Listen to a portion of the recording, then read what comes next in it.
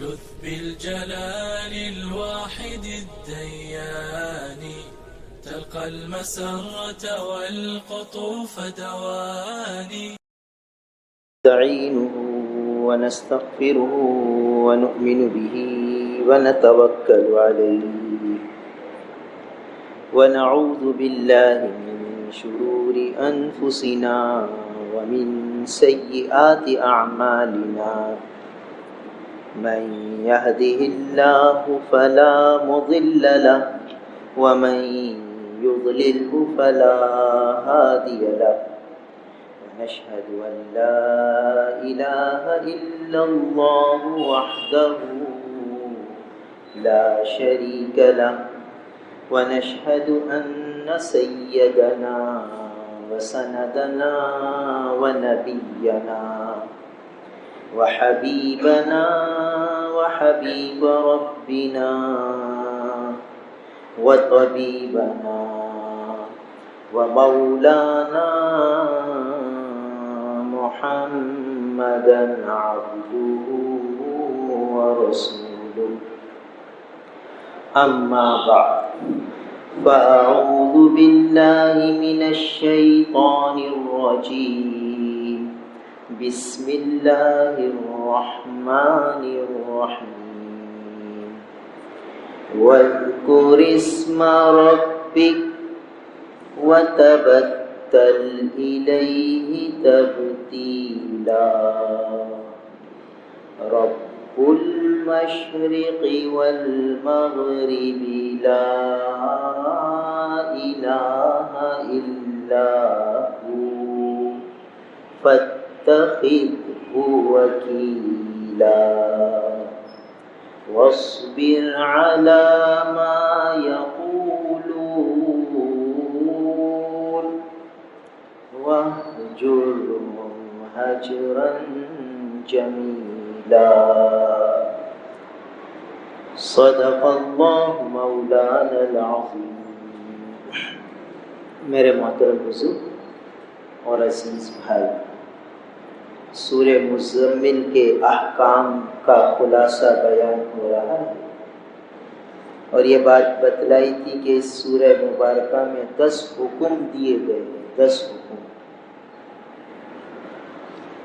اور یہ ابتدائے زمانہ کی صورت ہے، یعنی شروع ہی سے اللہ کے رسول صلی اللہ علیہ وسلم نے اور حضرات صحابہ کرام رضوان اللہ تعالی علیہ مجمعین نے ان احکامات پر عمل فرمایا، اور یہ احکامات گویا حضرات صحابہ کرام کی گھٹی میں پڑے ہوئے،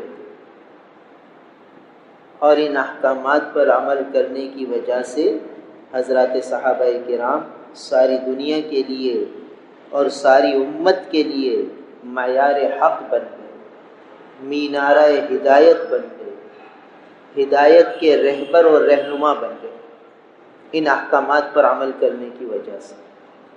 اس لیے ضروری ہے کہ ہم اس سورہ مبارکہ کے احکامات کو اپنا وظیفہ حیات بنا لیں، اپنی زندگی کا حصہ بنا لیں۔ تو پہلا حکم تھا تہجد کا اہتمام۔ قم اللیل، رات کو کھڑے ہو جائیے،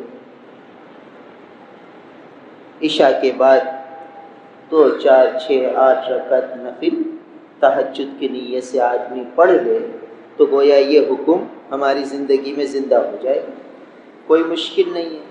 یہ 10 حکم ایسے ہیں جو ہم میں سے ہر ایک پورے کر سکتے، اس حکم کو پورا کرنے کے لیے کوئی مشکل نہیں ہے، بس ہمت کی ضرورت ہے۔ تھوڑی سی ہمت ہو جائے، تھوڑا سا عزم ہو جائے، تھوڑا سا ارادہ ہو جائے، اور بس، اور ان حکم پر عمل کے بعد پھر دیکھیے زندگی کیسے پر لطف ہو جاتی ہے، پر کیف ہو جاتی ہے۔ اللہ تعالیٰ کی مدد ہر لمحے شامل حال ہو جائے گی۔ تو پہلا حکم تہجد کا اہتمام۔ دوسرا حکم وَرَتِّلِ الْقُرْآنَ تَرْتِيلًا، قرآن کو ترتیل کے ساتھ پڑھو، قرآن کو تجوید کا لحاظ رکھتے ہوئے پڑھو، قرآن کو اچھی آواز کے ساتھ پڑھو، قرآن کو ترجمے کے دھیان کے ساتھ پڑھو۔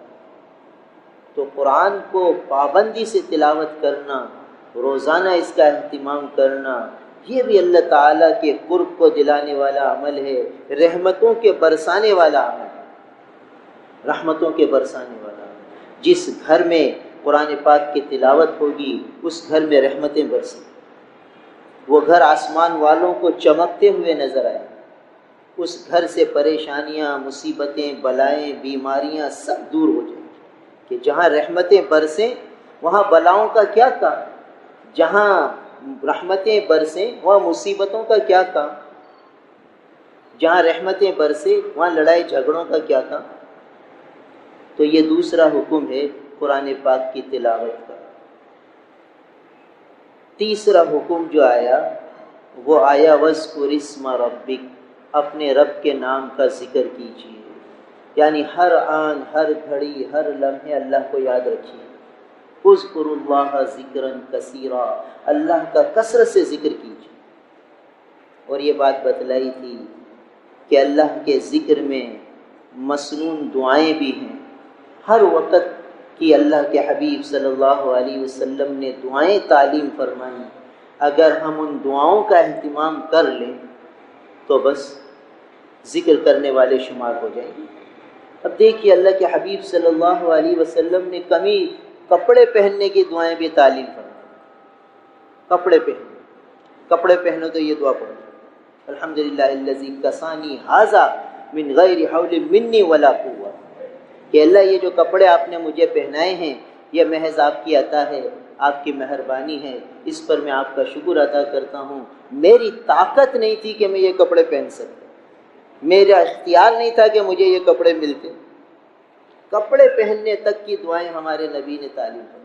اب جس نے کپڑے پہنتے ہوئے یہ دعا پڑھ لی تو جب تک یہ کپڑا پہنا ہوا ہے یہ ذاکر ہے، یہ ذاکر ہے، اس لیے کہ اس نے کپڑا پہنتے ہوئے وہ دعا مانگی جو اللہ کے حبیب صلی اللہ علیہ وسلم مانگا کرتے تھے، اس نے کپڑا پہنتے ہوئے وہ ذکر کیا جو امام الانبیاء ذکر فرماتے تھے، الحمدللہ الذی کسانی ھذا من غیر حول منی ولا قوہ۔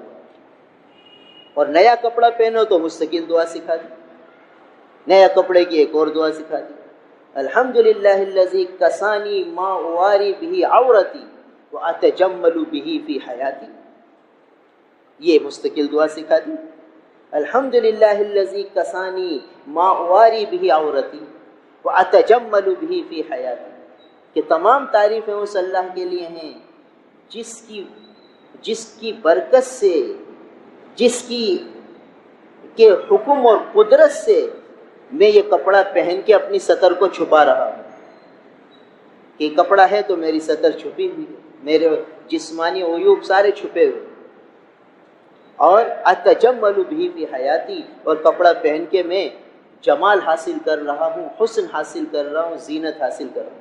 دیکھیے کپڑے سے کیسی زینت ملتی ہے، صاف ستھرے کپڑے آدمی پہنتا ہے کیسا حسین و جمیل لگتا ہے، میلے کچیلے کپڑے پہنتا ہے تو کیسا اس سے طبیعتوں میں تنفر ہوتا ہے، آدمی کہتا ہے یہ کیسے کپڑے پہنے، یعنی کہتے ہیں کہ کپڑا شخصیت کا آئینہ دار ہے، یعنی اچھے کپڑے میں ملبوس آدمی معلوم ہوا کہ اس کی مزاج میں نفاست ہے، اس کا مزاج اچھا ہے، تو نئے کپڑے کی مستقل دعا سکھا دی، یعنی اب جب تک یہ نیا کپڑا آدمی استعمال کرتا رہے گا ذاکر شمار ہوگا، ذاکر شمار ہوگا۔ اب بتائیے کہ جو نبی ہمیں کپڑا پہننے کی بھی دعا تعلیم فرما دیں، وہ کتنا ہمیں اللہ کے قریب لانا چاہتے ہیں، کتنا ہمیں ذاکر بنانا چاہتے ہیں۔ تو کپڑا پہننے کی دعا تعلیم فرمائی، سوتے وقت کی دعا تعلیم فرمائی، بیت الخلا جاتے ہوئے دعا تعلیم فرمائی، بازار جاتے ہوئے دعا تعلیم فرمائی، سامان خریدتے ہوئے دعا تعلیم فرمائی کہ بازار جاؤ اب تمہیں سودا خریدنا ہے تو یہ دعا کر لینا، الحمدللہ الذی اللہم انی اسألک خیر ھذہ السوق وخیر ما فیہا، اللہم انی اعوذ بک ان اصیب فیہا یمینا فاجرا او صفقۃ خاسرا او صفقۃ خاسرا۔ اے اللہ میں یہ بازار میں جا رہا ہوں، اس بازار کی خیر مجھے عطا فرما دیجیے۔ بازار کی خیر یہی ہے نا کہ اچھا سودا مل جائے، سستا مل جائے، صاف ستھری چیز مل جائے اور دھوکہ نہ ہو، نقصان نہ ہو، اب یہ بازار میں جا رہا ہے، یہ ذاکر بن گیا، بازار جاتے ہوئے دعا پڑھ لے کہ اللہ، اور دعا میں یہ بھی سکھا دیا کہ اللہم انی اعوذ بک ان اصیب یمینا فاجرا او سخطا خاسرا، کہ اللہ کوئی نقصان والا سودا مجھے نہ ملے، کوئی خسارے والا سودا مجھے نہ ملے۔ اب بتائیے یہ بھی مانگ، یعنی کیسے پیارے اور کیسے شفیق نبی ہیں، کیسی ہماری فکر فرما رہے ہیں۔ 14 صدیوں پہلے ہمیں بتا دیا کہ بھئی یہ دعا پڑھ کے بازار جانا، تمہیں کوئی نقصان نہیں ہوگا، اب تم ذاکر بن گئے ہو، تم نے اللہ کو ساتھ لے لیا ہے، اللہ کی معیت تمہیں مل گئی ہے، اس لیے کہ تم نے اس موقع کا ذکر کر لیا۔ تو ہر موقع کا ذکر ہمارے پیارے نبی نے ہمیں تعلیم فرمائی، تو ہمیں اپنے پیارے نبی کی ہر سنت پر عمل کرنا ہے اور اپنے پیارے نبی کی ہر دعا اپنی زندگی میں لانی ہے، بچوں کو سکھانا ہے۔ بچے جب لباس پہنے تو ان کی زبان پر یہ دعا آ جائے کہ اب ہمیں یہ دعا پڑھنی ہے، اب یہ دعا پڑھنی ہے، اب یہ دعا پڑھنی ہے۔ گھروں میں رسول اللہ صلی اللہ علیہ وسلم کی دعاؤں کا ایسا معمول بنا ہوا ہو کہ ہمارے گھر حضور صلی اللہ علیہ وسلم کی دعاؤں سے جگمگا اٹھے، ہمارے گھروں میں نبی کی دعاؤں کا چراغاں ہو جائے، نبی کی دعاؤں کا چراغاں ہمارے گھر میں ہو اور سارا سال چلتا رہے۔ یہ روز لباس پہنتے، اب یہ بچے اسکول جا رہے ہیں تو یہ لباس پہننے کی دعا پڑھ لیں تو یہ بچے ذاکر بنیں گے اور اللہ کی حفظ و پناہ میں آئیں گے۔ سب بچے اسکول جاتے ہوئے یہ دعا پڑھیں، پھر نیا گھر پر آ کر دوسرے کپڑے پہنیں تو پھر دعا پڑھیں۔ بتائیے گھر رسول اللہ صلی اللہ علیہ وسلم کی دعاؤں سے جگمگا اٹھے گا اور گویا ہمارے گھر میں رسول اللہ صلی اللہ علیہ وسلم کی دعاؤں کا چراغاں ہو جائے گا، جو اصل چراغاں ہے، جو اصل جشن ہے، جو اصل خوشی ہے، وہ ہو جائے گی۔ تو ہمارے پیارے آقا تو یہ تعلیم دے گئے، تو فرمایا کہ وَاذْكُرِ اسْمَ رَبِّكَ، اپنے رب کے نام کا ذکر کیجیے، اتنا ذکر ہو، اتنا ذکر ہو، اتنا ذکر ہو کہ کوئی لمحہ غفلت میں نہ جائے، ہر لمحہ اللہ کی یاد میں گزرے۔ پھر آگے ایک عجیب حکم آ رہا ہے، وَتَبَتَّلْ إِلَيْهِ تَبْتِيلًا، وَتَبَتَّلْ إِلَيْهِ تَبْتِيلًا، تبتل اختیار کرو، اللہ کی طرف یکسو ہو جاؤ۔ تبتل کے معنی علماء نے لکھے ہیں کہ سب سے کٹ کر اللہ سے جڑ جاؤ، یعنی ترک تعلقات کرو، ترک تعلقات، مخلوق سے تعلق ختم کرو اور خالق سے تعلق جوڑو، یہ تبتل ہے۔ اور ہمارا حال یہ ہے کہ ہم کہتے ہیں بھئی فلاں سے تعلق بنا لو، فلاں سے تعلق بنا لو، ایم این اے سے تعلق بنا لو، ایم پی اے سے تعلق بنا لو، ایس پی صاحب سے تعلق بنا لو، فلاں آدمی سے تعلق بنا لو۔ ہم تعلقات بڑھاتے ہیں، اس سے تعلق، اس سے تعلق، اس سے تعلق، تاکہ یہ فائدہ مل جائے، یہ فائدہ مل جائے، یہ فائدہ مل جائے۔ بھائی ایم پی اے کے ہاتھ میں کیا ہے، صدر کے ہاتھ میں کیا ہے، وزیر اعظم کے ہاتھ میں کیا ہے؟ وہ تو بیچارے خود محتاج ہوتے ہیں۔ اگر ہم نے وزیر اعظم سے تعلق بنا لیا، صدر سے تعلق بنا لیا، تو آج یہ صدر ہے، کل دوسرا ہوگا، آج یہ وزیر اعظم ہے، کل دوسرا ہوگا، پھر اس سے تعلق بنانے کی کوشش کریں گے، کچھ عرصے بعد وہ چلے جائیں گے تو پھر کیا کریں گے؟ اور ان کا یہ جو تعلق ہے یہ عارضی ہے، یہ فانی ہے، یہ ہمیں کب تک نفع دے گا؟ قبر میں جانے سے پہلے تو اس کے بعد پھر یہ نفع کیا دے گا؟ تو تبتل کے معنی ہے ترک تعلق، اور ہم چاہتے ہیں کہ ہم سب سے تعلق بنائیں۔ اب ہمارا حال یہ ہے کہ ہمارے گھر شادی ہوگی تو ہم 500 آدمیوں کی دعوت کریں گے، 1000 آدمی کی دعوت کریں گے۔ یہ کیوں؟ اتنے لوگوں سے ہمارا تعلق ہے، ہم نے یہ سارا تعلق بڑھایا ہوا ہے، اس سے تعلق، اس سے تعلق، اس سے تعلق۔ اب یہ تعلق بڑھانے میں ہم اتنے لگے ہیں کہ تبتل کا حکم ہمارے ذہنوں سے محو ہو گیا کہ تبتل بھی کوئی حکم ہے کہ نہیں۔ حتیٰ کہ تبتل کا موقع آتا ہے تو ہمیں گھبراہٹ ہوتی ہے، ہمیں بوریت ہوتی ہے۔ کیا مانا؟ کہ جب کوئی چھٹی کا دن آتا ہے تو اب ہمیں تنہائی ملی ہے، اب ہمیں یکسوئی ملی ہے، اب ہم اپنے مشاغل سے فارغ ہیں تو اب ہم اپنے اللہ سے تعلق جوڑیں، مگر ہمارا دل گھبرائے گا، ہمارا دل یہ چاہے گا یار یہ بوریت ختم کریں۔ اچھا بھائی بوریت ختم کریں، کیا کریں؟ کہیں تفریح مقامات پہ گھومنے چلے جاتے ہیں، کسی کے گھر چلے جاتے ہیں، دوستی نبھاتے ہیں، فلاں رشتہ دار کے گھر چلے جاتے ہیں تاکہ یہ بوریت ختم ہو جائے۔ تو ہم نے تعلقات بڑھانے شروع کر دیے کہ چھٹیوں کے موقعوں کو جو اللہ نے ہمیں غنیمت دیے تھے کہ چلو بھئی یکسو ہو کر، تنہا ہو کر، سب سے تعلقات کٹ کر اللہ سے اب تعلق جوڑو۔ یہ اعتکاف کیا تھا؟ اعتکاف کی عبادت کیا تھی کہ سب سے کٹ کر اب مسجد کے کونے میں بیٹھ گئے۔ اور حال یہ کہ جب اعتکاف میں آدمی بیٹھتا ہے تو سب ملنے آتے ہیں، سب اس سے ملنے آتے ہیں۔ بھائی یہ اللہ سے تعلق جوڑنے میں لگا، ترک تعلق کر رہا ہے، تبتل اختیار کر رہا ہے، اب سب اس سے رابطہ کر رہے ہیں۔ آدمی حج پہ چلا گیا، عمرے پہ چلا گیا تو اب سب سے تعلق توڑوایا جا رہا ہے۔ اعتکاف میں سب سے تعلق توڑوایا جا رہا ہے، حج اور عمرے میں سب سے تعلق توڑوایا جا رہا ہے۔ اب حج پہ چلے گئے، وہاں موبائل چل رہے، میدان عرفات میں تعلق، میدان عرفات میں بیٹھا ہوا پاکستان میں تعلق۔ تو میں حج کی عبادت میں بھی ترک تعلق ہم نے چھوڑا نہیں، بلکہ تعلقات کو وسیع کیا اور بڑھایا، اور حکم یہ ہے کہ تبتل اختیار کرو، سب سے تعلق ختم کر کے اللہ سے تعلق جوڑو۔ کیا معنی؟ کہ جن جن لوگوں سے تعلق ہے، نسبت ہے، ان سب کی نسبتوں میں اللہ کی نسبت کو غالب رکھو۔ بھائی ماں باپ کے حق بھی ادا کرنے ہیں، ان سے بھی تعلق ہے، مگر جہاں اللہ کا حکم آ جائے گا تو لا طاعۃ لمخلوق فی معصیۃ الخالق، اللہ کی نافرمانی میں کسی مخلوق کی اطاعت کی اجازت نہیں۔ اب یہاں ماں باپ شریعت کے خلاف حکم دیں گے، اب یہ تعلق توڑیں گے اور اللہ کا حکم کو غالب رکھیں۔ یہ ہے تبتل، یہ ہے تبتل۔ یہ کب حاصل ہوتا ہے؟ جب آدمی تنہائیوں میں بیٹھتا ہے، تنہائیوں میں بیٹھ کر اللہ سے تعلق لگاتا ہے، تعلق جوڑتا ہے، مراقبے کرتا ہے، دنیا کے فانی ہونے کو سوچتا ہے۔ یہ ہم لوگوں نے یہ جو نعتیں، نظمیں، مرنے کے بعد کی، مرنے کے موضوع پر نظمیں ہوتی ہیں، ان کو بس ہم نے ایسے سن لیا کہ چلو بھی بڑا مزہ آ رہا ہے، ٹیپ لگا لیا اور یہ نظمیں سن رہے، نعتیں سن رہے، اور نعتیں سننا ہم نے یہ سمجھ لیا کہ چلو بڑا مزہ آ رہا ہے، کام بھی ہو رہا ہے اور نعتیں بھی سن رہے، زور سے ڈیک چلا دیا اور اپنے کام بھی ہو رہے ہیں اور نعتیں بھی سن رہے۔ بھائی نعت کیا چیز تھی؟ یہ امام الانبیاء، سرور کونین، نبی کریم صلی اللہ علیہ وسلم کی تعریف اور توصیف تھی،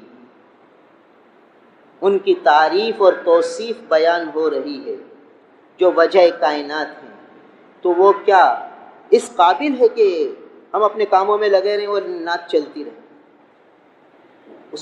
اس کے ادب کا تقاضا یہ تھا کہ آدمی تنہائیوں میں بیٹھ کر رسول اللہ صلی اللہ علیہ وسلم کی نعتیں عظمت اور محبت سے پڑھے، عظمت اور محبت سے سنیں، تاکہ حضور صلی اللہ علیہ وسلم کی محبت دل میں جوش مارے اور پھر حضور صلی اللہ علیہ وسلم کی اطاعت پر آدمی آ جائے، نبی کی سنتیں اپنے سراپا میں سمو لے۔ یہ مقصود تھا نعتوں کا، یہ مقصود تھا آخرت کی یاد کا۔ جو نعتیں آخرت، جو نظمیں آخرت کے موضوع پر ہوتی ہیں، مرنے کے موضوع پر ہوتی ہیں، وہ اس لیے تھوڑی تھی کہ بس ٹیپ چلایا اور موبائل چلایا اور نعتیں چل رہی ہیں اور اپنے کام کر رہے ہیں اور باتیں کر رہے ہیں، یار بڑے شاندار اشعار ہیں، یار بڑے اچھے، یار بڑے دل پہ اثر کر رہے ہیں۔ کیا دل پہ اثر کر رہے ہیں؟ ہم تو ہنسی مذاق میں لگے ہوئے اور آخرت کے موضوع پر اشعار چل رہے ہیں ہمارے موبائل میں۔ تو یہ جو اشعار تھے اور یہ جو نعتیں تھیں، یہ تنہائی میں سننے کی تھیں، اور رسول اللہ صلی اللہ علیہ وسلم کی عظمت، محبت، عقیدت کے ساتھ سننے کی تھی، تاکہ اس کے ذریعے ایسی محبت جوش مارے رسول اللہ صلی اللہ علیہ وسلم کی کہ رسول اللہ صلی اللہ علیہ وسلم کی اتباع کے لیے جسم تیار ہو جائے، دل و دماغ آمادہ ہو جائے کہ میں رسول اللہ صلی اللہ علیہ وسلم کی اتباع کروں۔ اس لیے تھی یہ نعتیں، اور ہم نے اس کو کس محل میں چلایا، اور اس کو نہ کوئی بے ادبی سمجھتا ہے نہ کچھ سمجھتا ہے۔ زور زور سے ہم چلا دیں گے نعتیں، اور اگر کوئی کہے گا بھائی یہ نعت اس طرح نہیں چلاؤ، یہ تو بے ادبی ہے، تو کہیں گے دیکھو نعت کی مخالفت کر رہے ہیں، یہ نعت کو سنتے نہیں ہیں، نعت کی مخالفت کر رہے ہیں۔ یہ نعت کی مخالفت تھوڑی ہے، نعتیں تو ضرور سننی چاہیے مگر ادب کے ساتھ، احترام کے ساتھ۔ جیسے ہم نے بتایا تھا کہ قرآن پاک اس کو پڑھنے کا ایک سلیقہ ہے، ایک آداب ہے، ایک طریقہ ہے کہ ادب کے ساتھ اس کو پڑھیں گے، دھیان کے ساتھ پڑھیں گے۔ ایسے رسول اللہ صلی اللہ علیہ وسلم کی مبارک نعتیں یہ ادب کے ساتھ تنہائی میں سننے کی، تاکہ یہ ہمارے دل پر اثر انداز ہو کر ہمیں اطاعت پر لائیں، اتباع پر لائیں، تاکہ ہم رسول اللہ صلی اللہ علیہ وسلم کے اتباع کر کے اللہ کے محبوب بن جائیں۔ اس لیے تھی، نہ کہ بس اس طرح کہ بھائی یہ شور ہو رہا ہے اور زور زور سے چل رہی ہیں نعتیں اور ہم خوش ہیں کہ چلو ہم تو اپنے نبی سے محبت کا اظہار کر رہے ہیں۔ یہ محبت کا اظہار نہیں ہے، یہ تو بس ایسے خواہشات کا اتباع ہے کہ اپنی خواہش پوری ہو رہی ہے۔ تو یہاں حکم آ رہا ہے مستقل، وَتَبَتَّلْ إِلَيْهِ تَبْتِيلًا، تبتل اختیار کرو، تنہائی اختیار کرو، سب سے تعلق توڑ کر اللہ سے تعلق جوڑو۔ تو اب حکم ہو رہا ہے تعلق سب سے توڑنے کا، اور حکم ہو رہا ہے تنہائی اختیار کرنے کا، اور ہم لگے ہوئے جلسے جلوسوں میں، ہم لگے ہوئے شور شرابوں میں، ہم لگے ہوئے ہلے گلے میں، کھانے پینے میں، مجلس آرائی میں، گھومنے پھرنے میں ہمارا دل لگتا ہے، کھانے پینے میں ہمارا دل لگتا ہے، ہلے گلے میں ہمارا دل لگتا ہے، مجلس آرائی میں دل لگتا ہے، اور تنہائی سے دل بھاگتا ہے۔ بتاؤ ہم اپنا جائزہ لیں، 24 گھنٹے میں ہم کتنی دیر تنہا بیٹھ کر اللہ کے سامنے راز و نیاز کرتے؟ تم سا کوئی ہمدم کوئی دم ساز نہیں ہے، باتیں تو ہیں ہر دم مگر آواز نہیں ہے، باتیں تو ہیں ہر دم مگر آواز نہیں ہے۔ ایسا تعلق تو جوڑ لیں اللہ تعالیٰ سے۔ یہ اللہ والوں کے اشعار ہیں کہ پھر وہ فرماتے ہیں کہ بس ہمارا دل چاہتا ہے کہ تھوڑا فرصت ملے تو تعلق جوڑیں اور باتیں کریں ان سے باتیں کرنے کو ہم نے سیکھا ہی نہیں۔ رسول اللہ صلی اللہ علیہ وسلم سکھاتے ہیں کہ ان سے کیسے جوڑ بیٹھتا ہے، ان سے کیسے تعلق ہوتا ہے، کہ اب تنہائی اختیار کرو۔ اب تنہائی ہو گئی، اب کہیں نہ جانا نہ آنا، چھٹی ہے، اٹھایا قرآن، ترجمہ۔ اب آخری سپارے کی جو صورتیں ہیں اس میں آخرت کے مضامین بڑے عجیب انداز میں آئے ہیں۔ آخرت کے مضامین کو اما پارے میں پڑھیے، الہاکم التکاثر حتی زرتم المقابر۔ اب یہ پڑھو، اب سوچو کہ غفلت میں رکھا تم کو بہتات کی حرص نے، یہاں تک کہ تم نے قبریں جا دیکھی۔ اب یہ ترجمہ پڑھا، اب تنہائی میں بیٹھے، یہ تبتل ہے، تبتل، وقت کو قیمتی بنانا ہے، ادھر ادھر نہیں جانا۔ اب سوچنا ہے، ارے ہم بھی کثرت کی فکر میں لگے ہوئے ہیں کہ یہ چیز مل جائے، یہ چیز مل جائے، یہ چیز مل جائے، اور اچانک موت آ جائے گی، اچانک قبروں میں چلے جائیں گے، دیکھو فلاں چلا گیا، فلاں چلا گیا، فلاں چلا گیا۔ ان سب کو سوچے، اب ان سب کو سوچ رہا ہے، ارے فلاں چلا گیا، فلاں چلا گیا، فلاں کے پاس یہ بھی تھا، یہ بھی تھا، یہ بھی تھا، یہ بھی تھا، وہ چلا گیا، وہ چلا گیا، وہ چلا گیا، اب میں بھی چلا جاؤں گا تو کیا ساتھ لے کے جاؤں گا؟ اب وہ تو بیچارہ پڑا ہوا ہے قبر میں، وہ حسرت کر رہا ہے کہ کاش کچھ کر لیتا، کاش کچھ کر لیتا، کاش کچھ کر لیتا۔ اس کا کاش اس کے کسی کام کرے، مجھے تو بہت وقت ملا ہے، چلو میں اللہ کی یاد میں لگوں۔ اب یہ جو اس کا وقت ہے یہ قیمتی بن رہا ہے، اور اس کا دل لوگوں سے کٹ رہا ہے، اس کا دل دنیا سے ہٹ رہا ہے، اور اس کا دل آخرت کی طرف لگ رہا ہے، آخرت کی چیزوں میں لگے گا۔ جب اس طرح تنہائیوں میں بیٹھ کر یہ قرآن پڑھے گا، یہ جب چھٹی کے موقع آ جاتے ہیں تو اس طرح آدمی اپنا وقت قیمتی بنائے کہ اب میں نہا دھو کے کپڑے پہن کے اب 2 گھنٹے کے لیے کمرے میں تنہا بیٹھوں گا اور اس طرح ترجمہ پڑھوں گا، القاریۃ ما القاریہ وما ادراک ما القاریہ۔ اب یہ قیامت کا ایک منظر کھڑکھڑانے والی کیا ہے؟ سوچے قیامت کا منظر ہوگا، کیا حال ہوگا۔ فَأَمَّا مَنْ ثَقُلَتْ مَوَازِينُهُ فَهُوَ فِي عِيشَةٍ رَاضِيَةٍ، جس کے اعمال وزنی ہوں گے بڑے مزے میں ہوگا، بڑی رضا والی زندگی اس کو ملے گی، عیش و عشرت میں ہوگا۔ فَأَمَّا مَنْ خَفَّتْ مَوَازِينُهُ فَأُمُّهُ هَاوِيَةٌ، اور جس کے عمل ہلکے ہو گئے، جس کا میزان عمل ہلکا ہو گیا، فَأُمُّهُ هَاوِيَةٌ، اس کا ٹھکانہ ہاویہ ہوگا۔ وَمَا أَدْرَاكَ مَا هِيَ، تمہیں کیا پتا کہ وہ ہاویہ کیا ہے؟ نار حامیہ، بھڑکتی ہوئی آگ ہے۔ اور سوچے کہ وہ بھڑکتی ہوئی آگ کیسی ہوگی، اس میں کیا ہوگا، اور بھئی آج مجھے اس سے بچنا ہے، کیسے بچوں، کیا تدبیر اختیار کروں؟ اب یہ ہے تبتل، تنہائی میں بیٹھ کر قرآن پڑھ رہا ہے، ترجمہ دیکھ رہا ہے اور آخرت کے منظر کو سوچ رہا ہے۔ کبھی قبر کا منظر آ رہا ہے، کبھی قیامت کا منظر آ رہا ہے، کبھی کون سا منظر آ رہا ہے، ان سب کو سوچے۔ اب یہ ساری چیزیں سوچنے کے بعد دل میں رقت آئے گی۔ آج چونکہ ہم اس طرح بیٹھتے ہی نہیں تنہائیوں میں، تو ہمیں پتہ ہی نہیں کہ کیا دولتیں ہمارے پاس ہیں۔ حضرات صحابہ کرام رضوان اللہ تعالی علیہ مجمعین نے یہ قرآن کو اسی طرح حاصل کیا، تو قرآن کے کبھی کبھی مضامین ان کے سامنے ایسے آ جاتے تھے کہ بیوی کے سامنے بھی بیوی کی حسن و جمال سے ہٹ کر ان کی نگاہ آخرت کو چلی جاتی تھی، گویا بیوی کے سامنے ہوتے ہوئے بھی تبتل میں چلے جاتے تھے۔ حضرت عبداللہ ابن رواحہ رضی اللہ تعالیٰ عنہ کے متعلق آتا ہے کہ بے ساختہ رو رہے ہیں، ایسے کہ ہچکیاں بن گئیں، بیوی سامنے بیٹھی ہوئی۔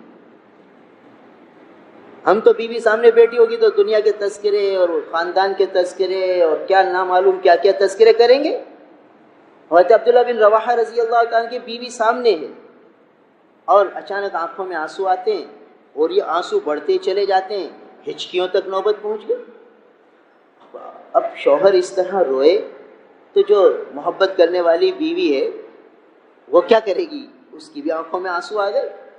شوہر کا یہ رونا بیوی کو بھی رلا گیا، اب بیوی بھی رونے لگ گئی، شوہر بھی رو رہے ہیں، بیوی بھی رو رہی ہے۔ تو حضرت عبداللہ ابن رواحہ رضی اللہ تعالیٰ نے بیوی سے فرمایا، ارے تو کیوں رو رہی ہے، تو کیوں رو رہی ہے؟ کہنے لگی کہ جس وجہ سے آپ رو رہے، آپ کیوں رو رہے؟ تو عجیب بات فرمائی کہ مجھے تو قرآن پاک کی ایک آیت یاد آ گئی، قرآن پاک کی ایک آیت یاد آ گئی، وَإِن مِّنكُمْ إِلَّا وَارِدُهَا وَإِن مِّنكُمْ إِلَّا وَارِدُهَا، یہ آیت مجھے یاد آ گئی۔ یہ آیت کے معنی ہے کہ تم میں سے ہر ایک کو پل صراط پر گزرنا ہے، کوئی بھی ایسا نہیں ہوگا جو پل صراط پر سے نہ گزرے، ہر ایک کو گزرنا ہوگا۔ وَإِن مِّنكُمْ إِلَّا وَارِدُهَا، کہ یہ ہر ایک کو اس میں سے گزرنا ہے۔ تو مجھے تو کیا یاد آ گیا؟ پل صراط یاد آ گیا کہ پل صراط پر میں کیسے گزروں، اور وہ منظر میری نگاہوں میں آ گیا جو رسول اللہ صلی اللہ علیہ وسلم سے پل صراط کے متعلق سنا ہے کہ کیسا عجیب منظر ہوگا، لوگ کس طرح اس کو پار کریں گے۔ کوئی تو ایسے پار کر جائے گا کہ بس پتہ ہی نہیں چلے گا، کوئی وہیں نیچے جہنم ہوگی، کٹ کٹ کے گرے گا۔ یہ منظر میری نگاہوں کے سامنے آ گیا، یہ قرآن کی صورت یاد آ گئی، بیوی کا حسن و جمال بھی چلا گیا، اور وہ منظر ایسا دماغ اور دل پہ چھا گیا کہ رونے لگ گئے اور ہچکیاں بن گئی۔ تو بیوی سے فرمانے لگے میں اس لیے رو رہا ہوں۔ تو یہ کیفیت ان کو کیوں ملی؟ تبتل کی وجہ سے ملی، تنہائیوں میں انہوں نے اس کو سوچا تھا۔ تو ہمیں بھی کوشش کر کے روزانہ تبتل اختیار کریں، روزانہ آدھا گھنٹہ 1 گھنٹہ تنہائی میں بیٹھ کر اس طرح قرآن کا ترجمہ پڑھ لیں، تھوڑا سا پڑھیں، سوچ سوچ کے پڑھیں۔ دیکھیے یہ جو زندگی ہے نا، یہ اصل میں ہے آخرت کی تیاری کے لیے۔ ہم نے جو 8-8 10-10 گھنٹے دکانوں پر دیے ہوئے ہیں، یہ مباح ہیں، مباح، منع نہیں ہے، مگر ان چیزوں کو ہم نے اتنا غالب کر لیا کہ جو اصل چیز تھی وہ اوجھل ہو گئی۔ کمانا تو صحابہ بھی جانتے تھے، اور کیسے کماتے تھے، عجیب ان کا انداز ہوتا تھا۔ حضرت علی رضی اللہ تعالیٰ، حضرت علی رضی اللہ تعالیٰ خلیفہ راشد ہیں، کمانا جانتے تھے مگر گھر میں فاقے ہوتے تھے. کیسا کماتے تھے کہ خریدا، گئے بازار، پوچھا اونٹ کتنے کا ہے؟ تو اس نے کہا کہ یہ جو ہے 300 درہم کا دے دو. کہ پیسے ایک ہفتے بعد ادھار لینا چاہتا ہوں. کہ ٹھیک ہے، 300 درہم کا سودا کر دیا.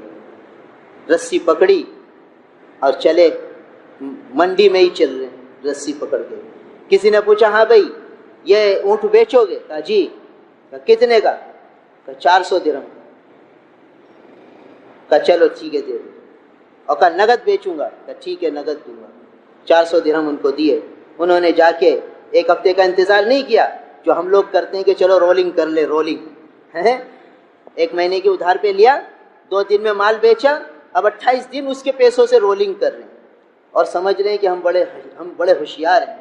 ساری برکت ختم ہے. جائز ہے، برکت نہیں ہے ایسے مال میں کہ ہم دوسرے کے پیسوں کو گھما کر کمائیں. برکت ختم.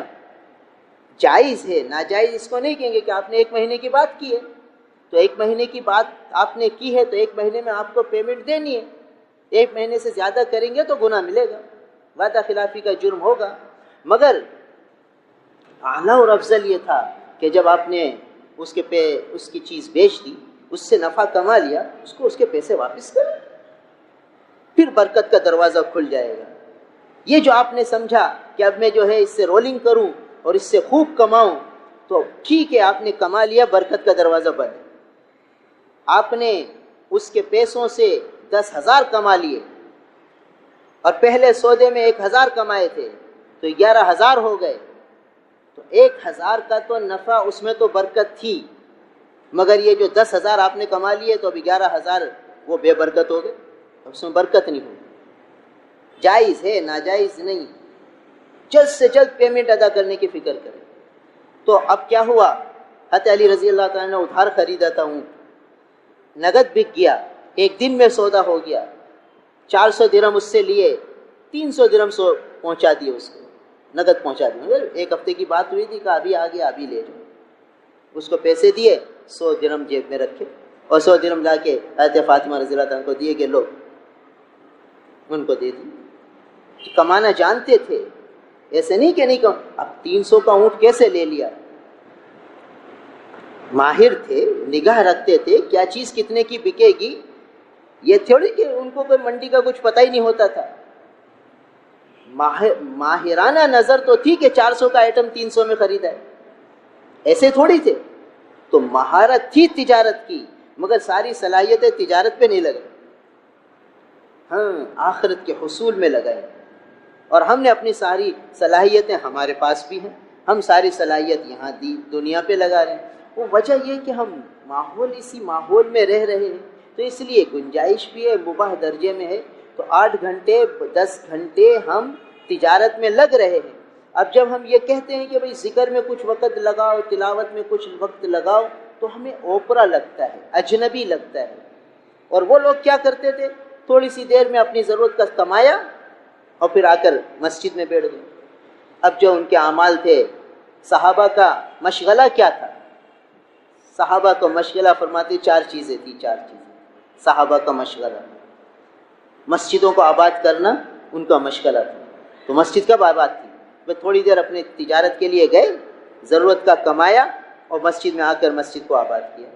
ان کا شغل تھا، شغل. جیسے ہم نے بازاروں کو آباد کیا، انہوں نے مسجد کو آباد کیا.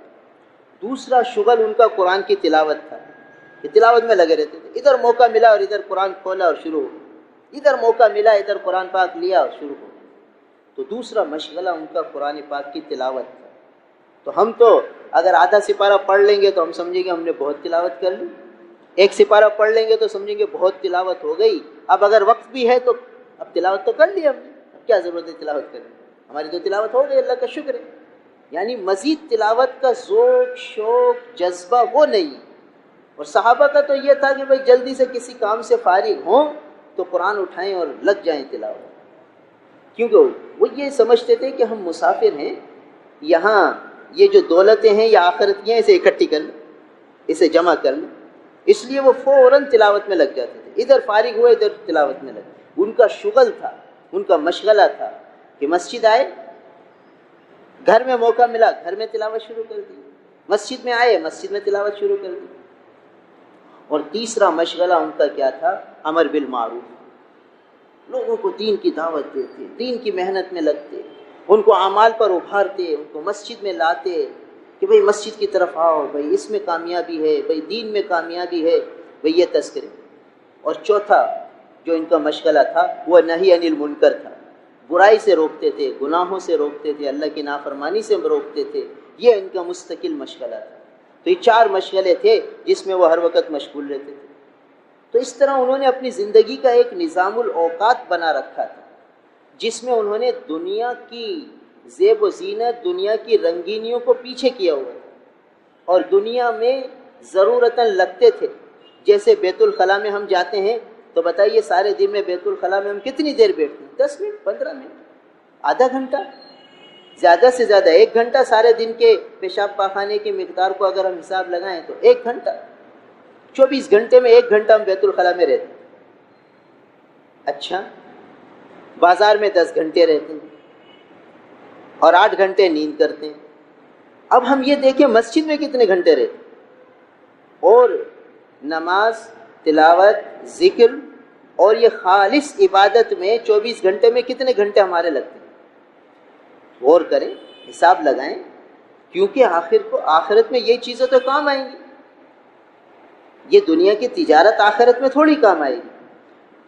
یہ تو ہم اپنی دنیا کی ضرورتوں میں لگے ہوئے ہیں، اور شریعت نے ہمیں اجازت دی ہے کہ ہاں لگ سکتے ہیں، مگر تبتل یہ ہے کہ تجارت میں لگے ہوئے بھی دل ہمارا اللہ کی طرف۔ اب کیا ہے؟ سودا دیا جا رہا ہے، سودا لیا جا رہا ہے، اور وہی بات بتائی کہ بازار کی دعا پڑھ لی، چوتھا کلمہ پڑھ لیا، ذکر میں لگے ہوئے ہیں۔ تو اب یہ جو ہمارے 8-10 گھنٹے ہیں یہ بھی آخرت کی تیاری میں لگے، یہ بھی تبتل بن گیا۔ یہ نہیں کہ تبتل صرف یہی ہے کہ ہم بس گوشہ نشیں ہو جائیں، کہ گوشہ نشیں ہو گئے، 24 گھنٹے گوشہ نشیں میں رہے۔ نہیں، تبتل کا مفہوم علماء نے یہ لکھا ہے کہ بس اللہ کے ذکر کو، اللہ کی یاد کو، اللہ کی نسبت کو ساری نسبتوں پر غالب کر دیں، حاوی کر دیں۔ تو اب دیکھیے، اب تجارت میں لگے ہوئے 8 گھنٹے 10 گھنٹے، مگر جو موقع مل رہا ہے کبھی تسبیح پڑھ رہے ہیں، کبھی دعا مانگ رہے ہیں، کبھی تلاوت کر رہے ہیں، کچھ نہ کچھ زبان سے ادا ہو ہی رہا ہے ذکر۔ تو اب کیا ہو رہا ہے؟ اب ہم دکان پہ بیٹھے ہوئے بھی تبتل اختیار کیے ہوئے، کیوں کہ ہم نے لو لگا لی اللہ سے۔ تو اب یہ کیفیت کب ہوگی؟ یہ جب ہوگی جب کچھ عرصے تنہائی میں رہ کر دل کو عادی بنائیں گے، دل کو اس قسم کی ذکر کا عادی بنائیں گے۔ جب یہ دل عادی بن جائے گا پھر ہر طرف جاؤ۔ اسی لیے پہلے کے زمانے میں جو مشائخ ہوتے تھے وہ چلہ کشی کرواتے تھے، جنگلوں میں چلے جاتے تھے کہ جنگل میں جا کے 40 دن لگاؤ، اور جنگل میں بیٹھ کر اب بس تھوڑا سا بس آدھی روٹی کھا لی، روزے سے رہے، اور بس افطار میں تھوڑا سا افطار کر لیا، تھوڑی سی سحری کر لی، اور اس طرح ساری دنیا کی لذتوں سے روکا جاتا تھا، دنیا کے سارے تعلقات سے روکا جاتا تھا۔ کچھ عرصے جب یہ دیکھ لیا کہ اب اس کی طبیعت میں سنجیدگی آ گئی، اس کی طبیعت میں اللہ کے حکم کو غالب کرنا آ گیا، تو پھر اسے کہتے تھے اب جاؤ دنیا میں، اب دنیا میں سارے دھندے کرو، اور سارے دھندوں میں لگتے ہوئے بھی اللہ کی یاد اس کو غالب رہتی تھی۔ جیسے حضرت عبداللہ ابن رواحہ رضی اللہ تعالیٰ کہ بیوی کے ساتھ رہتے ہوئے آخرت کا منظر سامنے ہے۔ تو اس طرح مشقیں کرواتے تھے تاکہ اللہ کا حکم ہر وقت پیش نگاہ رہے۔ ایک بزرگ کے پاس ایک شخص آئے، کچھ عرصے رہے، تو انہوں نے اسے اجازت دے دی کہ جاؤ بھائی اب تم لوگوں کو اللہ اللہ سکھاؤ۔ تو جو دوسرے مریدین تھے کہنے لگا ہم اتنے عرصے سے بیٹھے ہوئے ہیں، ہمیں تو اجازت دی نہیں، اور یہ چند دن کے لیے آئے اور ان کو اجازت دے دی۔ تو اس زمانے کے اللہ والے امتحان لیا کرتے تھے، تربیت فرمایا کرتے تھے، تو فرمایا کہ ارے بھائی اندازہ لگا لیا، چہرے پڑھ لیے، کہ کہہ تو کوئی سکتا نہیں تھا، تو ان کو کہا کہ اچھا بھائی یوں کرو، سب کو ایک ایک مرغی دے دی، اور 8-10 ساتھی تھے، ان سب کو مرغی دی اور کہا بھائی یہ لے جاؤ اور ایسی جگہ ذبح کرو جہاں تمہیں کوئی نہ دیکھے، کوئی نہ دیکھے، ایسی جگہ جا کے ذبح کرو۔ تبتل کی مشق کروائی جاتی تھی نا، تو اب امتحان تھا اسی کا، اس پرچے کا امتحان تھا، تبتل کے پرچے کا۔ اب کوئی تو پہاڑ کے اوپر چلا گیا، دیکھا کوئی نہیں ہے، بسم اللہ اللہ اکبر کہہ کے مرغی ذبح کر دی۔ کوئی جنگل بیابان میں چلا گیا اور دیکھا کوئی نہیں ہے، بسم اللہ اللہ اکبر کہہ کے مرغی ذبح کر دی۔ کوئی غار میں چلا گیا، پہاڑ کی غار میں، اور غار کا دروازہ بھی بند کر دیا اور دیکھا کوئی نہیں ہے، بسم اللہ اللہ اکبر۔ 8-10 یہ سارے مرید یہ تو ذبح کر کے لے آئے، اور جس کو اجازت دی تھی وہ زندہ مرغی لیا، وہ زندہ مرغی لیا، تو اس پر سخت ناراض ہوئے کہ تم نے شیخ کا حکم پورا نہیں کیا، دیکھو یہ سب کیسے فرما بردار ہیں، یہ سب ذبح کر کے لیا ہے، تو تم سے اتنا سا کام نہیں ہوا، تم نے یہ بھی ایک کام نہیں کیا تم نے۔ تو اس مرید نے کہا کہ ان سے پوچھا سب سے کہ بھائی تم نے کہاں ذبح کی؟ انہوں نے کہا ایسی جگہ کی، کوئی کہتا ہے غار میں جا کے کی، کوئی کہتا ہے پہاڑ کی چوٹی پہ جا کے کی، کوئی کہتا ہے جنگل میں جا کے کی، کوئی کہتا ہے بند کمرے میں کی۔ سب نے کارگزاری سنا دی، تو کہا شاباش شاباش شاباش، اور پھر اس کو کہا کہ تو کیوں یہ کام کر کے نہیں لائے؟ اس کو تو پہلے اجازت بھی دی ہوئی تھی، سمجھ چکے تھے کہ اس کو تو استہزار ہو چکا ہے، تو کہا کہ بھائی، اس نے کہا حضرت میں جہاں جاتا تھا مجھے کوئی دیکھتا تھا، جہاں جاتا تھا کوئی دیکھتا تھا، تو اس لیے میں ذبح ہی نہ کر سکا۔ میں کمرے میں گیا، تنہائی میں گیا، پہاڑ پہ گیا، جنگل میں گیا، بیابانوں میں گیا، جہاں جاتا تھا نا تو کوئی مجھے دیکھتا تھا، جیسے بسم اللہ اللہ اکبر کہنے لگتا تھا کوئی دیکھتا تھا۔ آپ کی بات یاد آتی تھی کہ ایسی جگہ ذبح کرنا جہاں کوئی نہ دیکھے، کوئی نہ کوئی دیکھتا تھا۔ کون دیکھتا تھا؟ کہ اللہ تعالیٰ دیکھتا، اللہ تعالیٰ دیکھتے تھے۔ جب اللہ دیکھ رہے ہیں تو کہا یہ استہزار کرانا مقصود تھا، تو چونکہ اس کو یہ حاصل ہو گیا ملکہ، تو اس کو تو اجازت مل گئی کہ جاؤ اب تم مخلوق میں جاؤ اور اللہ کے بندوں کو اللہ کا نام سکھاؤ، اور باقی کو استہزار ہی نہیں تھا، اللہ اللہ میں خوب لگے ہوئے تھے، مگر اللہ غالب نہیں تھے دل پر، اللہ تعالیٰ دل پر غالب نہیں تھے، اللہ اللہ خوب کرتے تھے۔ اسی لیے ان کو یہ ہوا تھا کہ ہم اتنے عرصے سے اللہ اللہ کر رہے ہیں، ہمیں اجازت نہیں دی اور اس کو چند دنوں میں دے دی۔ تو چونکہ یہی تبتل ہے کہ لوگوں میں رہ رہا ہے، تجارت میں لگا ہوا ہے، ملازمت میں لگا ہوا ہے، مگر اللہ کے حکم کو غالب کیے ہوئے، یہ ہے تبتل۔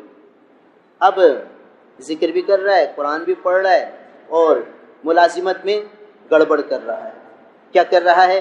8 بجے پہنچنا ہے، 10 بجے پہنچ رہا ہے، 4 بجے چھٹی ہے، 2 بجے واپس آ رہا ہے، تو بھائی یہ ذاکر نہیں ہے، یہ اعلیٰ درجے کا غافل ہے، بھلے یہ ذکر کر رہا ہو، تسبیح اس کے ہاتھ میں۔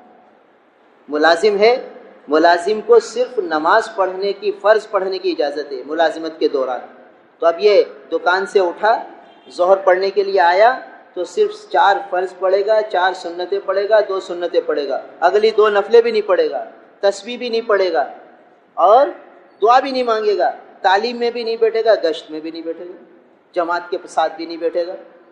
اگر یہ بیٹھ گیا تو غافل، یہ غافل کیوں؟ اس لیے کہ یہ جو وقت اس نے بیچ دیا ہے۔ تو تبتل اسی کا نام ہے کہ ہر وقت اللہ تعالیٰ کا حکم پیش نظر رہے، یہ نہیں کہ بھئی دین کی شکل کوئی نظر آ گئی تو سمجھا کہ یہ میں دین پر عمل کر رہا ہوں۔ اب وہ سوچے کہ میں دعائی تو مانگ رہا ہوں، اگر 10 منٹ میں نے دعا میں لگا دیے اور اللہ کے سامنے رونے میں لگا دیے تو کون سا میں نے گناہ کر لیا؟ بھئی گناہ یہ کیا کہ یہ 10 منٹ تمہارے بکے ہوئے تھے، اس کی تم اجرت لیتے ہو، اب تمہارے لیے رونا دھونا اجازت نہیں ہے، رونا دھونا رات کو کر لینا، تہجد کے وقت اٹھ کے کر لینا، اس وقت سویا پڑا اور اس وقت رونا دھونا یاد آ رہا ہے، یہ غفلت ہے۔ شیطان ایسے دھوکے میں ڈالتا ہے، ایسے آدمی کو غفلت میں ڈال دیتا ہے اور وہ سمجھتا ہے میں تو ذکر کر رہا ہوں۔ تو اس لیے کہا گیا کہ تنہائی میں بیٹھ کر اس دل کے اس جذبے کو اتنا غالب کر لیا جائے کہ اللہ مجھے دیکھ رہے ہیں، اللہ میرے ساتھ ہیں، اور اللہ کی معیت مجھے حاصل ہے، اور میں اللہ کی نافرمانی نہ کروں، اللہ کی نافرمانی کروں گا غافل شمار ہو جاؤں گا. اللہ کا حکم ہے کہ ذکر کرو، ذاکر بننے کا حکم ہے، تبتل کا حکم ہے، اللہ کی نسبت کو غالب کرنے کا حکم ہے. تو اب میں اگر اللہ کی نسبت کو غالب نہیں کروں گا اور یہ اپنی خواہش کو مقدم کر لوں گا تو بھائی میں غافل شمار ہو جاؤں گا. اس لیے تبتل اختیار کرنے کو کہا جاتا ہے کہ آدمی تنہائی میں بیٹھے اور اب قرآن کو اس طرح پڑھے جیسے بتایا، ترجمے کے بعد پھر دھیان، تصور، تخیل کہ بھئی قیامت واقع ہوگی تو کیا ہوگا، اور اعمال نامے تلیں گے تو کیا ہوگا، یہ سارے مناظر ذہن میں لائے. اب یہ جب تصور ہوگا اور روزانہ ہوگا، روزانہ آدھا گھنٹہ بیٹھے. اب دیکھو بھئی روزانہ آدھا گھنٹہ تلاوت کرے، آدھا گھنٹہ یہ ترجمے کے استحضار کے ساتھ تلاوت کرے، چاہے 2 آیتیں چاہے 3 آیتیں، اور پھر دھیان جما کر ذکر کرے، اور پھر جو ہے روزانہ گھر میں تعلیم کرے. اب بتاؤ آدھا گھنٹہ تلاوت کا، آدھا گھنٹہ ذکر کا، آدھا گھنٹہ تبتل کا، یہ دھیان جما کر تلاوت کرنا، اور آدھا گھنٹہ تعلیم. بتائیے 24 گھنٹے میں 2 گھنٹے کتنے قیمتی بن گئے. 2 گھنٹے نکالنا کیا مشکل ہے. اب گھر والوں کی تربیت ہوگی، گھر والوں کا ذہن بنے گا، بچوں کا ذہن بنے گا، بچوں میں مسابقہ کروایا جائے، مقابلہ کرایا جائے کہ بھئی آج اب تعلیم کے بعد بچوں سے پوچھا جائے بھئی آج صبح کی دعا کس نے پڑھی، آج صبح کی ساری دعائیں کس نے پڑھی، شام کی ساری دعائیں کس نے پڑھی، سورہ واقعہ کس نے پڑھی، سورہ ملک کس نے پڑھی، سورہ سجدہ کس نے پڑھی. یہ تربیت ہے جو آج ہمیں کرنی ہے. اگر آج ہم نے اس میں غفلت برتی بھائی بڑا نقصان ہوگا. دیکھو آج عمومی فضا یہ ہے کہ بچوں کو صبح تیار کر کے اسکول بھیج دو، پھر وہ شام کو آئیں تو ان کو ٹیوشن بھیج دو، پھر وہ آئیں تو تھوڑی دیر قرآن پڑھا لو، آدھا گھنٹہ 1 گھنٹہ جیسا تیسا قرآن پڑھ لیں. بھائی اللہ کا شکر ہے قرآن پڑھ رہا ہے بچہ، اور پھر وہ سو جائے، پھر صبح اٹھے تو پھر اسکول. اب اس طرح جب بچہ ہر وقت اسی سوچ میں ہوگا کہ مجھے اسکول جانا ہے، مجھے ٹیوشن جانا ہے، مجھے اسکول جانا ہے، مجھے ٹیوشن جانا ہے، اور اسکول میں کیا ماحول ہے، ٹیوشن میں کیا ماحول ہے، بچے کے لاشعور میں یہی چیزیں بیٹھیں گی کہ اصل شاید دنیا اس میں اسی لیے آئے ہیں، شاید دنیا میں اسی لیے آئے ہیں. نہ اللہ کا تذکرہ، نہ ذکر کا تذکرہ، نہ تلاوت کا تذکرہ، نہ دعاؤں کا تذکرہ، کوئی چیز کا ہمارے پاس تو وقت ہے نہیں کہ ہم تو دکان سے آ کے تھک ہار کے سو گئے. ہمارے پاس کہاں وقت ہے. شام دکان پر سے آئے تو بچے سوئے ہوئے ملے، صبح دکان پہ جا رہے ہیں تو بچے اسکول میں تھے. تو اب تربیت کا تو موقع ہی نہیں ہے. جب تربیت ہم نہیں کریں گے تو بھئی یہ ہمارا صدقہ جاریہ بنیں گے کیسے؟ کیسے ان کے دلوں میں تبتل آئے گا کہ سب سے تعلق توڑنا ہے، اللہ سے تعلق جوڑنا ہے، سب کے تعلق کو نیچے رکھنا ہے، اللہ کی نسبت کو اونچا رکھنا ہے. تعلق توڑنے سے یہ مراد نہیں کہ سب سے علیحدہ ہو جاؤ. تعلق توڑنے سے مطلب یہ ہے کہ سب سے کی جو نسبتیں ہیں وہ نیچے ہوں، اللہ کی نسبت ہے غالب. یہ ہے اصل تعلق، جس سے تعلق ہو اللہ کی رضا کے لیے، دنیا کے مفاد کے لیے نہ ہو. آج کیا ہوتا ہے کہ ہم جو دعوتیں کرتے ہیں نا وہ بھی دنیا کے مفاد کی نسبت سے کرتے ہیں. اگر ایک شادی کی دعوت میں 500 آدمیوں کو بلایا ہے نا تو آدمی سوچے کہ میں نے اللہ کی رضا کے لیے کتنوں کو بلایا اور دنیا کی نسبت سے کتنوں کو بلایا، اور مفاد کے لیے اپنا ذاتی مفاد کہ فلاں کو یہ بلاؤں گا تو یہ فائدہ ہوگا، فلاں کو بلاؤں گا تو یہ فائدہ ہوگا، اس نقصان سے بچوں گا، اس سے بچوں گا، اس سے بچوں گا. تو اگر حساب لگایا جائے تو 400 افراد کسی نہ کسی مفاد میں آئیں گے.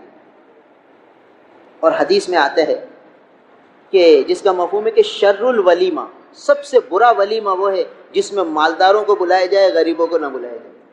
تو کتنے غریب آتے ہیں ولیمے میں، کتنے مالدار آتے ہیں، ہم خود سوچ لیں. اور مالدار کو کتنا پروٹوکول دیا جاتا ہے اور غریب کا کیا حل کیا جاتا ہے. اس کے پاس کوئی صاحب دعوت پوچھنے نہیں جاتا کہ بھئی آپ کو کچھ چاہیے. اور اگر 20 اسکیل کا آفیسر آ جائے تو اس کے پاس کتنے چکر لگائے گا. تو یہ ہم نے کیا کیا؟ ہم تو اپنے آپ کو یہ تسلی دے رہے ہیں کہ ہم تو بھائی مسلمان کو کھلانا ثواب ہے، رشتہ داروں کو کھلانا صلہ رحمی ہے، دوست احباب کو کھلانا عزت افزائی ہے. اس طرح ہم اپنے آپ کو تسلیاں دے رہے ہیں۔ اگر ہم اس میں سے اس کا ایکس رے نکالیں، اس کا الٹرا ساؤنڈ نکالیں، اس کی MRI نکالیں، تو پتہ چلے گا کہ کیا جذبے ہیں۔ واضح ہو جائے گا کہ ہماری دعوت میں جو 400 افراد کو بلایا وہ کوئی نہ کوئی مفاد تھا، اور پھر جو ہم نے انداز اپنایا کہ غریب کو ایک دفعہ بھی پوچھنے نہ گئے اور مالدار کے پاس 4 چکر لگا لیے، 5 چکر لگا لیے، تو وہ جو غریب تھا، وہ جو اس نے دیکھا کہ یہ میرے ساتھ کیا ہو رہا ہے، اس کے دل کو جو ہم نے چوٹ پہنچائی وہ تو ہمیں پتہ ہی نہیں۔ ہم تو سمجھ رہے ہیں ہم نے 100 غریبوں کو بلا لیا، ہمارا ولیمہ شر الولیمہ نہیں ہے کہ ہم نے غریبوں کو بلا لیا۔ بھئی غریبوں کو ملا کر اس کی آپ نے جو بے اکرامی کی وہ کیا تھا؟ تو ایسا تو نہ ہی بلاتے۔ تو بھائی نفس و شیطان ہر وقت ہمارے ساتھ لگا ہوا ہے، ہمیں چوکنا رہنا ہے۔ ایسا نہ ہو کہ وہ گھاؤ گھات لگا جائے، ہمیں پتہ ہی نہ چلے اور ہم اس کے جھانسے میں آ جائیں۔ تو یہ جو احکامات آ رہے ہیں، یہ چوتھا حکم ہے تبتل کا، کہ سب سے تعلق منقطع کر لو اور اللہ تعالیٰ کے تعلق کو غالب کر لو۔ تو یہ جب ہی ہوگا جب ہم کثرت سے تنہائی میں بیٹھ کر ذکر کریں گے، کثرت سے تنہائی میں بیٹھ کر تلاوت کریں گے اور ان ترجمے کو سوچیں گے، دنیا کے فانی ہونے کو سوچیں گے، دنیا کے فنا ہونے کو سوچیں گے، تو پھر یہ دنیا سے بے رغبتی ہوگی۔ ورنہ تو دنیا کی رنگینی ہر وقت ہمیں اپنی طرف کھینچ رہی ہے، دنیا کی چمک دمک ہر وقت ہمیں اپنی طرف کھینچ رہی ہے۔ ایک مراقبہ ہمارے حضرت فرماتے تھے، مولانا صاحبان محمود صاحب رحمۃ اللہ علیہ، جنہوں نے ہمیں بخاری شریف پڑھائی تھی، وہ فرماتے تھے کہ بھائی، اور فرماتے تھے میں اس پہ قسم کھا سکتا ہوں کہ جو اس پر عمل کرے گا اور صحیح طریقے سے عمل کرے گا تو قسم کھا کر میں کہتا ہوں کہ اس کا دل دنیا سے ضرور بے رغبت ہو جائے گا اور ضرور اس کا دل آخرت کی طرف راغب ہوگا۔ اور وہ فرماتے تھے کہ اس کا طریقہ یہ ہے کہ جب رات کو بستر پہ چلا جائے نا، رات کو بستر پہ چلا جائے تو اب تو کسی سے کوئی تعلق نہیں ہے، تو بستر پر لیٹے لیٹے ایک مراقبہ کرے 10 منٹ کا، زیادہ لمبا نہیں۔ یہ سوچے کہ میں مر چکا ہوں اور میری میت میرے گھر میں پڑی ہوئی ہے، میرے بچے رو رہے ہیں، میری بیوی رو رہی ہے، جن دوست احباب کو اطلاع مل رہی ہے وہ سب صدمے سے چور ہیں، اور سب اب کہہ رہے بھائی اس کو ملاؤ، اس کو نلاؤ، نلاؤ بھائی نلاؤ۔ اب مجھے تختہ غسل پر لے آئے اور مجھے نلایا جا رہا ہے، اور میں نہلا کر اب مجھے کفن پہنایا جا رہا ہے، اور اب مجھے کفن پہنا کر اب لوگ میرا آخری دیدار کر رہے ہیں۔ کوئی رو رہا ہے، کسی کی ہچکیاں بندھی ہوئی ہیں، کوئی ایسے نکل جائے دیکھ دیکھ کے۔ اب مجھے ڈولی میں ڈال کے اعلان ہو گیا کہ فلاں نماز کے بعد جنازہ ہوگا، اب میرا جنازہ پڑھا جا رہا ہے، اب مجھے 4 آدمی اٹھا کے لے کے جا رہے ہیں، اور مجھے لے کے جا رہے ہیں، اور کوئی کندھے دے رہے ہیں، اب مجھے بس میں بٹھا دیا، اور اب مجھے قبر کی طرف لے کے جا رہے ہیں، قبرستان آ گیا، اب مجھے اٹھا کے قبر کے قریب لے گئے، اور اب مجھے قبر میں ڈالا جا رہا ہے، اور قبر میں ڈال کر تختے لگا دیے، تختے لگا کر اب کہا جا رہا ہے مٹھیاں ڈالو، کوئی کہہ رہا ہے منہا خلقناکم وفیہا نعیدکم ومنہا نخرجکم تارۃ اخری، اور اب یہ سب لوگ دعا کر کے جا رہے، اور میں قدموں کی آہٹ سن رہا ہوں، اور اب میرے پاس منکر نکیر آ گئے اور کہتے ہیں من ربک، تیرا رب کون ہے؟ یہ سارے حالات اپنے اوپر طاری کرو 10 منٹ کے لیے، اور روز کرو۔ حضرت فرماتے تھے میں قسم کھا کے کہہ سکتا ہوں کہ جو 40 دن مسلسل بلا ناغہ پابندی سے یہ مراقبہ کرے گا تو اس کا دل آخرت کی طرف مائل ہونے لگے گا۔ اللہ والے آدمی کی باتیں اللہ ہوتی ہیں، ان کو اللہ پر اعتماد ہوتا ہے، اور انہوں نے تجربے اور مشاہدے کیے ہیں اپنے مریدوں میں کہ جن کو یہ بتایا اور جن نے پابندی سے کیا اس کا دل آخرت کی طرف مائل ہوا۔ تو کوئی کرے تو صحیح۔ تو کہتے بھائی ہم کیا کریں، دنیا میں پھنسے ہوئے ہیں بھائی، دنیا سے نکلنا مشکل ہے بھائی، یہ دھندے بھی تو ہیں، یہ بھی تو کرنے ہیں بھائی، یہ ہم اپنے آپ کو تسلیاں دے دے کے اچانک قبر میں چلے جائیں گے، پھر وہاں کیا کام آئے گا؟ قبرستان آدمی جائے، قبرستان میں پھر سوچے کہ یہ سب بیچارے پڑے ہوئے ہیں، کوئی آ کے پڑھتا ہے تو ان کا کام بنتا ہے، ورنہ تو بیچارے اب یہ دوسروں کی آس پہ لگے ہوئے، کوئی ان کے لیے دعائے مغفرت کرے گا تو ان خوش ہو جائیں گے، ورنہ بیچارے تڑپ رہے ہوں گے، پتہ نہیں کس کیفیت میں ہوں گے۔ قبرستان جا کے آدمی مراقبہ کرے تو کچھ آخرت کی طرف میلان ہوگا، دنیا سے طبیعت ہٹے گی، اور دنیا کی رنگینیوں سے جی ہٹنے لگے گا اور آخرت کی طرف دل مائل ہونے لگے گا۔ تو یہ چوتھا حکم اسی معنی میں ہے کہ وَتَبَتَّلْ إِلَيْهِ تَبْتِيلًا، کہ تبتل اختیار کرو اللہ کی طرف یکسو ہو کر، یعنی سب سے کٹ کر اللہ کی طرف متوجہ ہو جاؤ۔ آگے حکم ہے رب المشرق والمغرب لا الہ الا ہو، رب ہے اللہ مشرق اور مغرب کا، کوئی معبود نہیں ہے سوائے اس کے، فاتخذہ وکیلا، اللہ کو وکیل بناؤ، اللہ کو وکیل بناؤ، اللہ پر بھروسہ کرو، اللہ پر اعتماد کرو۔ تو یہ بھی شروع سے حکم آ گیا، اللہ پر اعتماد کرنے کا سلیقہ بتا دیا گیا کہ کیسے کرنا ہے، وہ مستقل حکم ہے۔ انشاءاللہ اگلے ہفتے بات ہوگی۔ اللہ تعالیٰ عمل کی توفیق عطا فرمائے۔